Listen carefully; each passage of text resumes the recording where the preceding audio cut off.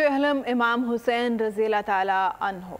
Karachi police ने security plan जारी कर दिया। पुलिस के 4422 जवान ड्यूटी देंगे। स्पेशल सिक्योरिटी यूनिट के माहिर स्नाइपर्स मरकजी जुलूस के इतराफ और गुजरगाहों पर तैनात होंगे। इस बारे में जानते हैं सालिक शाह से। सालिक, आगाह कीजिएगा।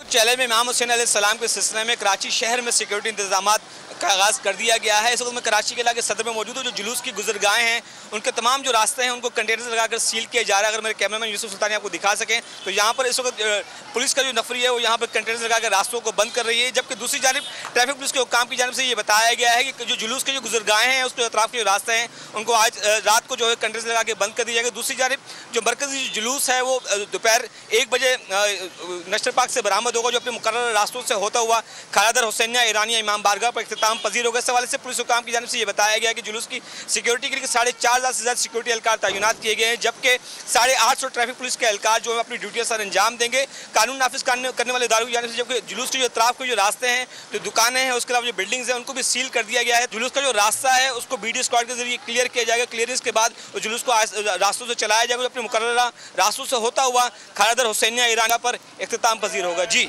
ठीक है सालिक शाह, बहुत शुक्रिया। अगर आपको ये वीडियो पसंद आई है तो हमारे चैनल को सब्सक्राइब करें और बेल आइकन को प्रेस करें।